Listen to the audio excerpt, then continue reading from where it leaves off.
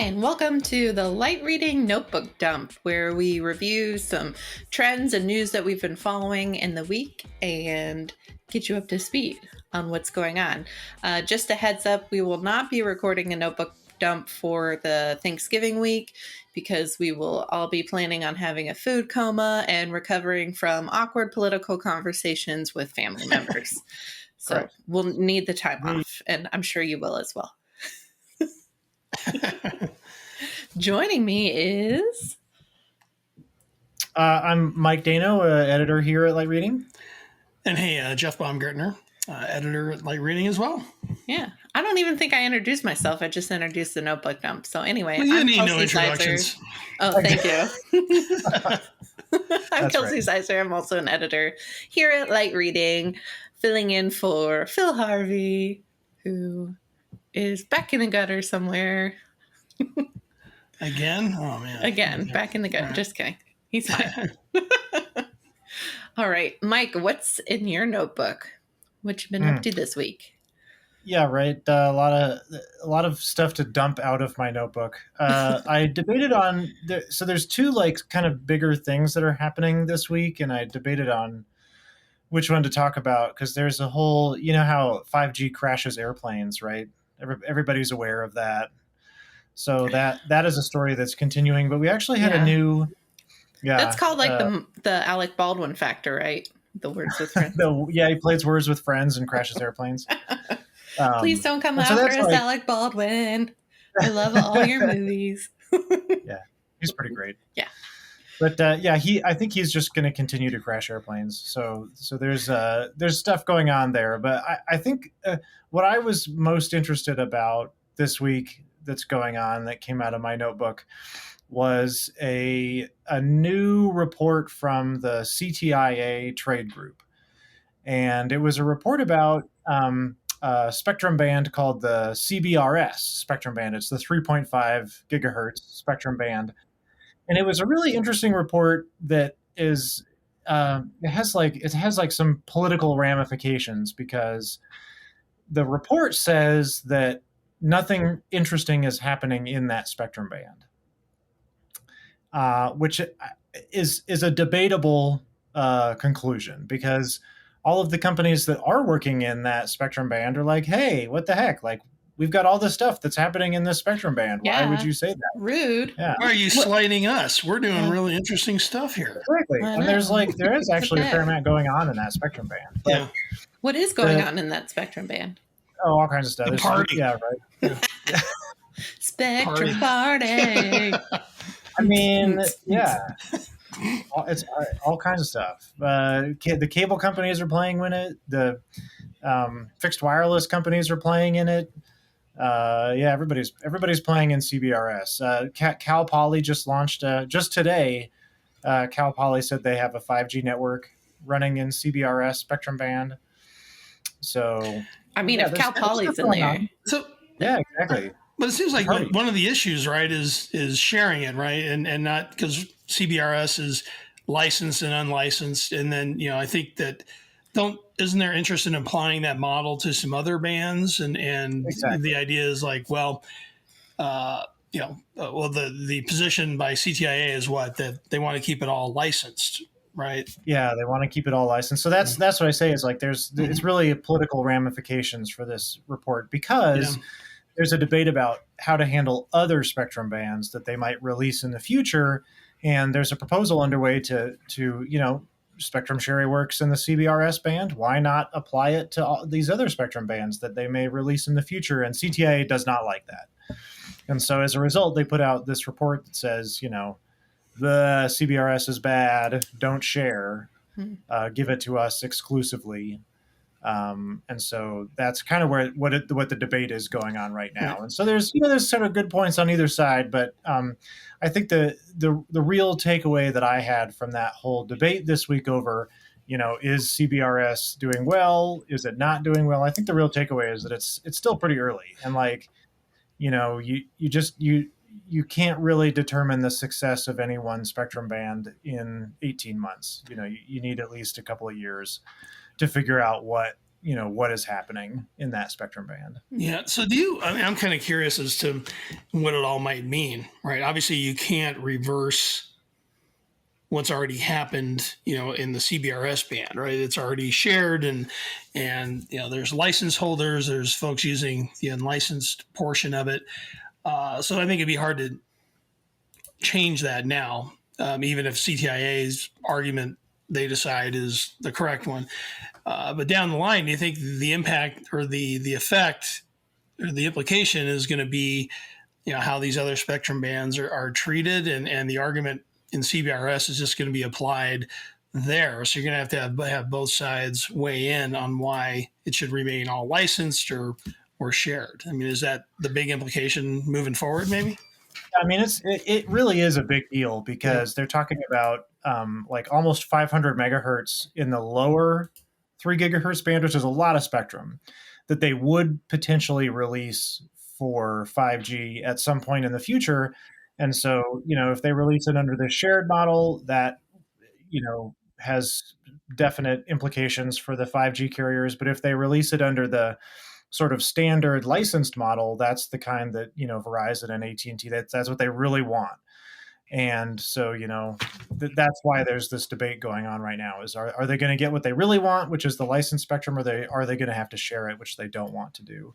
But, even in the CBRS band, there's the story there isn't really finished yet either, because there's a number of proposals to increase the power levels of transmissions in the CBRS band. And that would really have a really big effect on the operations in that band, because it would basically make, if you're a fixed wireless provider working in CBRS, now your signal goes way farther. Or if you're Comcast that's building a network in CBRS, now your network is that much better and that much, covers that much greater area. So even if that proposal goes through, that would be a big deal too. So yeah, there's a lot going on in that area. And it's hard to know which way it's going to go, but it's going to, yeah, it should be good for you. Like, hey, this will keep us hopping for at least a couple of years. I have no doubt I'll be writing CBRS is going to be a headline for years to come. Yeah. Does it make you just feel like all warm and tingly inside, Mike? You're like, Well, no. I wouldn't say warm and tingly. You know what I will say? If you said it did, I'd be a little worried. I know. Yeah. I just felt like Grinch's heart, his heart grew bigger after I accepted Christmas. I just feel like... Well, that's some financial runway, editorial runway. Yeah, I do like spectrum policy. I will admit that it is very interesting. And the one thing that I'll add to that is there's this whole thing called decentralized wireless, where people like Kelsey or Jeff are building their own cell sites under this model. That the companies like Pollen Mobile and Helium and stuff have this like weird business model where people buy their own cell tower and operate it for these companies. But anyway, that all is happening in the CBRS band. So, there's another interesting element that's going on. Well, I saw something kind of pop up related to that. Do you know a company? Is it called Nova Labs or something? That's Helium. Helium Split. Nova Labs is the company that's running that. Yeah, because there was a person who was over at Cable Labs and kind of handling a lot of their wireless stuff. Guy named Mario Del Dio, and I think just on LinkedIn he's over there now. Oh, really? Yeah. And I just happened to just notice that this week. It's like, wow, because he was all over a lot of the new wireless use cases that Cable Labs and Curio were coming up with, and then suddenly he's like, hey, I'm over here now. So I was like, hey, Mike's been all over that one. So anyway, I've been meaning to circle back on that at some point, but there you go. There we go. Jeff dropping some news during the notebook dump. Boom. Oh, yeah. That's what we're here for. 10 points to Jeff. 10 points to Gryffindor. Yes. Good job. Thanks, Gandalf. You can turn in those points for leftover Post-it notes. It's exciting for office supplies. All right. Thanks, Mike. Jeff, what was in your notebook? Well, there are a couple things. One had to do with Comcast, and another one kind of more wide, has more wider industry implications or activity, but I thought the big one this week was the revelation from Comcast Chief Network Officer Elad Nafshi that the company's upgrade plan, the network upgrade plan, which includes mid-split, which puts more spectrum towards the upstream, network virtualization, and then an eventual jump to DOCSIS 4.0 would come in at less than $200 per household passed. And again, that's just the network piece. It doesn't include CPE, but it's a pretty big deal because the financial folks have been very eager to get a number to kind of wrap around and model with. And the one that Elad cited this week was really well below the cost for a leap to fiber to the premises. If we're using $1,000 as kind of a general benchmark, but the cost is also that he talked about is also a lot lower, or is kind of on the low end of the estimates that have been circulating. We've heard stuff around $400 on the high end, down to like 180. So definitely on that lower end. What's not clear yet is whether the $200 figure will apply really only to Comcast, because Comcast has taken a certain approach with full duplex DOCSIS and sticking with 1.2 gigahertz plant, or whether it's going to also play out with operators that are doing extended spectrum DOCSIS and a move to 1.8 gigahertz, just to throw a bunch of gibberish around. But I did get some private inquiries, after that number came out, and it's fair to say that there are some that are kind of skeptical, like, how's that possible? And you need to look into this, and not my backyard. But, like, yeah, let me, definitely something that I got to dig into, definitely. But I imagine a company like Comcast would be a little foolish, if it was to go out there and cite a number like that at an investor conference, if, they weren't super confident about it. Right. Not like, hey, this is a number, it's pretty wishy-washy, but, we're going to put it out there. Yeah, it seems like they would not go to and do it to that public level unless they were pretty solid on it. Yeah. I mean, that's an amazing number, first of all, right? Yeah. Like that's pretty incredible. Yeah. Multi-byte speeds for $200 per household passed. Like, yeah. Props to Comcast if that is the number. That's like pretty amazing. Yeah. Well, I guess if you're Comcast, you can also lean pretty hard on those vendors. Yeah. And get the cost down. But the other perspective to kind of put it, it's interesting because $200 sounds, pretty small compared to $1,000, for fiber to the prem. Yeah. But to put it in some historic context, DOCSIS 3.1 3.1 when they did that, the network upgrade cost was like $8 per home pass. But all you were doing, all you were doing though, you were making a change at the CMTS and at the CP, but just the network cost was $8. But this time around with 4.0, they have to touch the plant, they have to do some things. So definitely a lot more expensive than 3.1, but not as expensive as fiber to the prem. So. Jeff, here's the one thing I don't understand is that price must be for existing Comcast homes, right? Like they wouldn't go into a greenfield market and expect to do $200 per home passed, right? Yeah. I think the $200 would be upgrading the existing 3.1 HFC plant. To your point, a lot of greenfields, new builds. There's not new HFC being built for the most part. They're going with fiber to the prem because it's like, hey, if it's brand new, just hit it with fiber to the prem. I think, the other reason why they're going with 4.0 and these kind of more incremental thing and not do the big leap to fiber to the prem is, just the sheer cost it would be for a company the size of Comcast to upgrade its entire footprint to fiber to the prem. I mean, you're talking, $1,000 per home, maybe a little bit less because they have volume, but it's still a lot more. And I think that they feel that the path they're taking will give them enough capacity and capability that they can kind of hold off, having to take that last jump. But what comes after 4.0, it could be fiber to the prem, we'll see. I got one. It could be 5.0, 6. I don't know. Yeah, I know. 6, 7. So it could be 6G. DOCSIS 11. 11.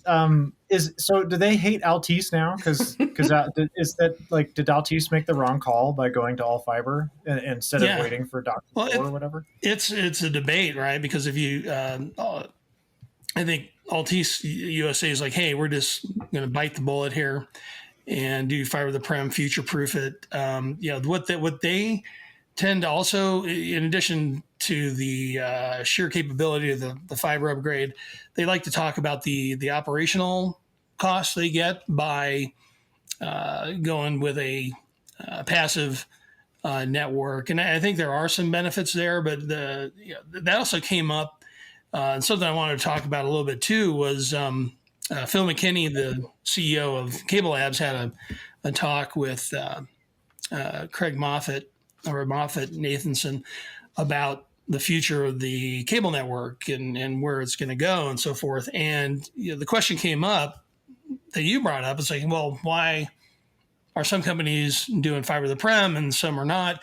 They talk about the operational savings, and Phil's point was that the operational savings, you do get them, but they're pretty small from a relative standpoint. And then he had mentioned that the HFC network's becoming more and more passive itself, right? Because you do have this stretch of coax where you have to put the amplifiers, so you have a lot of electric components. But over time, the amount of amplifiers are going to shrink down from like N+6, as they call it, down to N+0 at some point down the line. And that kind of ties into the other thing that I wanted to bring up, and that is this Fiber Plus branding that we're starting to see kind of messaging into the some of the operators. We've had GCI in Canada, GCI in Alaska, Shaw in Canada. I think Vodafone in Europe has been doing it a little bit. It's not like a massive industry thing yet, but going back to the discussion that McKinney was having, he just said, hey, stay tuned about this. He was kind of alluding, I thought, that there's more to come there. And I didn't see like a cable industry trademark for Fiber Plus. There's some food company called Yum Delight that has a pending trademark when I did a search, but that's probably for like high grain cereal or something, but not really the same thing. Fiber Plus cereal, but so I don't know what to really think of it. I get that the cable guys are getting a little tired of all the fiber overbuilders and telcos getting all this love and attention. We're not even talking about fixed wireless here, but kind of lavished upon them. So they wanted to use the word fiber more prominently, even though HFC is fiber, hybrid fiber coax, the vast majority of the network is fiber. So that's the argument they're trying to make and trying to, put the fiber word into their messaging. Because, if you're telling the consumer, we have really great HFC, whatever, it's not going to resonate. I don't think. So, man, that's great. Yeah. Mm-hmm. Fiber forever. DOCSIS forever. That DOCSIS will never go away.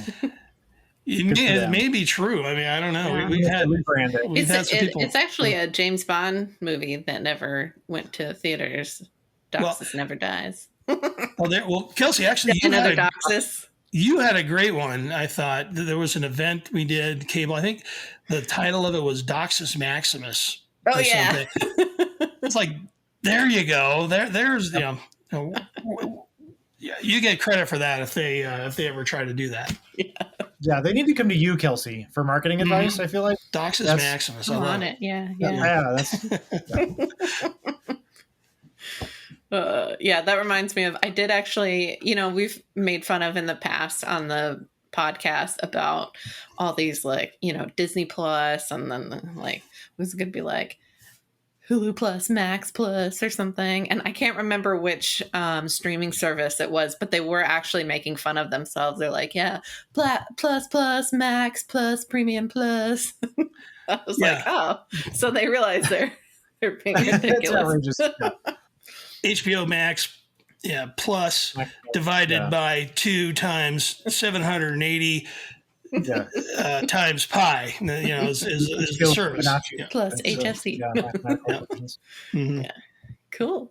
All right. Well, thanks, Jeff. Appreciate that update. And it'll be interesting to follow that and see what the analysts have to say as well. So keep us posted. Okay. Well, what fell out of my notebook this week was a satellite. Isn't it cute? Look how small they are now. Bloop, bloop, bloop. Yeah, they're super small. Can fit in the palm of your hand. Yes. Wow. I did a tour of the Boeing satellite facility in El Segundo, California last week, and that was really cool. They're manufacturing the O3B mPOWER satellites for SES satellite, and those will be launched, I think, between December 12th and the 15th, and then also likely some more will be launched in January, and those are MEO satellites, so the medium Earth orbit. They have each one can do 5,000 beams. They also have some software defined capabilities, and they're smaller than previous satellites. So that was pretty interesting too. But not as small as the one that you showed us. Not this small. Okay. Yeah, this is maybe like, once the satellite is broken up in orbit, maybe they make little, little pieces. That's just debris. Like when they're, when the satellites collision debris, space debris. Yeah. All right. Now, are you going to have an opportunity to go see the launch itself? I think Paula Gilbert with Connecting Africa, she or Machepo might go see the launch. So the launch partner is SpaceX, of course. So one of them might go see that. But I'll probably... You got the tour, though. All right. Yeah, I did get the tour. Got to see, the engineers at work and how they test the satellites, make sure that they can withstand all the vibrations as they get launched, making sure that they can handle radiation and also the really cold side of space as well. It's a harsh environment up there for this little satellite. For the tour, though, did you have to go into like a clean room and put on a smock and everything? Or Yeah. So we had to, there were like no pictures, no recording devices. You had to take off your Apple Watch if you had one. So you can only keep your eyes open for 3 seconds at a time. Yeah. Okay. Yeah. All right. Close your ears sometimes. But they put a sack over your head when they're taking you to the location and you just show up. Yeah. I'll have to put up, so I have one picture of me in the smock and the hairnet and the safety glasses. And they let us keep the safety glasses if we wanted for, just for fun. And I was like, yeah, I'll wear those while I put together this little mini satellite. I'm going to go party tonight. Where's my safety glasses? Yeah, exactly. I'm going to tie one on tonight. I don't know if I can keep up with you, Jeff, if you're wearing safety glasses. I'm telling you. Yeah. At a Spectrum party. Full circle. I party hard. Yeah, there you go. Yeah, so that was a really cool tour. And it'll be interesting to hear more from them once the satellites are launched. They said it takes about 6 months before they're operational. Mm-hmm. And we also saw, how they expand the solar arrays. That was really cool. It's all like hanging on, almost like, I don't know how to describe, kind of like if you think of like an industrial clothesline, just like hanging on there. You know what it makes me think of, like just totally geek out, is like the solar sail in Tron. Yeah. I don't know.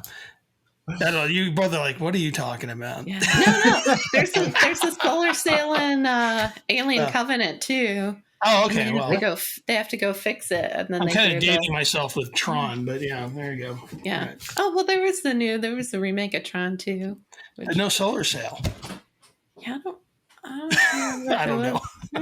Maybe there was. I don't remember. Tron, was that the one with the solar sail? Yeah, that's how I always think of the Tron movies. No, I'm just messing around. Cool. Anything, dumb or silly that you saw this week, or did you get any bad pitches? I did find out that one of my pet peeves is companies that don't put their press releases on their website. Oh, yeah. And I'm going to call out Mint Mobile for that. So they do have press releases. They'll email them to you, but they don't put their press releases on their website. They don't That's archive really them silly. anymore? Yeah, like, wouldn't you want to have your news on your company's website? That makes Like, no does it really sense. cost extra? Yeah. I just do not understand that. Maybe it's like a different, it's a weird publicity ploy, to get people to talk about the fact that they don't archive that press release. Yeah. But then you can't link to it in the Mission article. accomplished. There you go. Yeah, you can't search for it later if you need to reference it. Yeah, that is odd. Very odd. So if you're listening and you do issue press releases, it would be great if you also put them on the website. So thank you. Yeah. Thank you and good night. Yeah. And please don't PDF them and attach them in an email to us. Just link to it. That's outrageous. Yeah. I'm not going to open an attachment. It's too much work and it's dangerous. We're very overworked, and if we have to open a PDF, that is insane. Look at these fingers. They just God. They can't do it. Call OSHA. How about you, Jeff? Boy, Anything that irked you? Oh, things irk me all the time. Nothing that, to the point where I was going to share it here. But my Mike's is pretty good though. I like that. Yeah. Put it on your website. Come on. Yeah. Come on. Let's do this. Any thoughts on Twitter? A lot going on there. Oh yeah. Well, I thought the whole buy your blue check is definitely did they kind of stop that? I think, but I thought that there were some comical ones, and then some that were kind of damaging. That whole the drug insulin company one. Yeah. Mm-hmm. The post about the free insulin, and then did their stock tank after that? Yeah. It's like what a bad idea.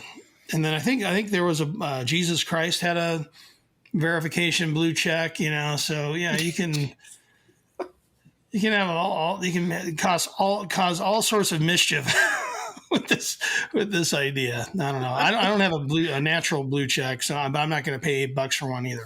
Yeah. My brother sent me a funny post. Let me see if I can pull it up. Somebody tweeted, "Can't believe my." Well, I guess we can swear on this. Can't believe my stupid ass has imposter syndrome while Elon Musk is confidently marching around Twitter HQ and chewing on wires until something breaks. Imagine a little Elon Musk raccoon. That's what he does. I'm sure that's it. Yeah. I saw that. I just got a blue checkmark tattoo. I figured that would probably do it. I'm gonna bypass the whole thing. Can we scan it? Does it work like a QR code? Actual tattoo. Well, that's a one-time cost, Mike. It's not like a recurring monthly thing. You just boom, here's your $25. Ink me up, and I'm out of here. Yeah. I got it on my forehead. I'm gonna get it on my forehead, so I feel like that'll really solve that problem. Well, no one can ever ask you, hey, are you verified Twitter user? They already know. It's right there. Yeah. Exactly. It's right here on my forehead. Mm-hmm. Yeah. How can you miss it? Yeah. It's right on my face, man. Right. Well, thanks, guys. It's been fun. Hope everyone has a happy Thanksgiving. If you don't celebrate Thanksgiving, feel free to eat more than you usually do, as is the American way. Again, we will not be posting a notebook dump next week because we will be eating and sleeping.